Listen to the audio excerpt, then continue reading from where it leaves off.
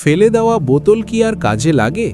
একটু বুদ্ধি খাটালে এই সাধারণ বোতলগুলো থেকেই তৈরি হতে পারে অসাধারণ সব সার্ভিং গ্লাস। প্রথমে একটি বোতল কাটিং মেশিনে বোতলটি সেট করে ঠিক যে মাপে গ্লাসটি চাচ্ছেন সেখানে হালকা করে দাগ কেটে নিন। কাজটা খুব সাবধানে করতে হবে যাতে দাগটি সমান হয়। এবার আসল ট্রিক। প্রথমে বোতলটিকে গরম পানিতে কিছুক্ষণ ডুবিয়ে রাখুন, তারপর সাথে সাথে বরফ ঠান্ডা পানিতে দিন। তাপমাত্রার এই হঠাৎ পরিবর্তনে বোতলটি একদম নিখুঁতভাবে দুই ভাগে আলাদা হয়ে যাবে।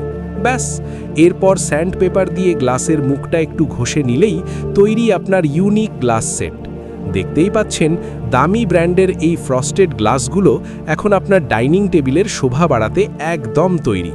ডাইনিং স্টাইল পাল্টাতে আর বাড়তি টাকা খরচ কেন? আজই ট্রাই করুন।